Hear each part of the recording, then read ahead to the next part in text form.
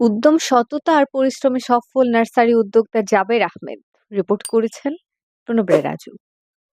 উদ্যম, সততা আর পরিশ্রম থাকলে যে কেউ সফলতা পেতে পারে, এমনটি প্রমাণ করেছেন নেত্রকোনার নার্সারি উদ্যোক্তা জাবের আহমেদ।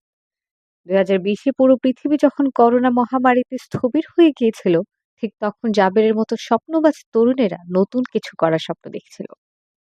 জাবের দাওরাই হাদিস অধ্যয়নকালে বিশ্বে করোনার প্রাদুর্ভাব দেখা দেয়। লকডাউনের অবসর সময়কে কাজে লাগাতে বড় বোনের কাছ থেকে মাত্র 10,000 টাকা ধার নিয়ে কেনা কিছু সবজি বীজ, পেঁপে বীজ আর লেবুর কিছু ডাল নিয়ে বৈঠক ঘরের বারান্দায় যাত্রা শুরু করে যাবে নার্সারি নেত্রকোনা। হাঁটি হাঁটি পা পা করে এখন একজন সফল নার্সারি উদ্যোক্তা হিসেবে পরিণত হয়েছে নেত্রকোনা সদর উপজেলার কাইলাটি ইউনিয়নের ফচিকা গ্রামের তরুণ জাবের আহমেদ।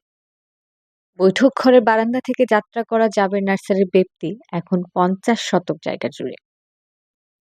নার্সারিটিতে এখন উৎপাদন ও বিক্রি হচ্ছে ফলজ, বনজ, ঔষধি, সুগন্ধি ও শোভাবর্ধক বিভিন্ন প্রজাতির সহস্র প্রজাতির গাছপালা ও একুরিয়াম ফিশ।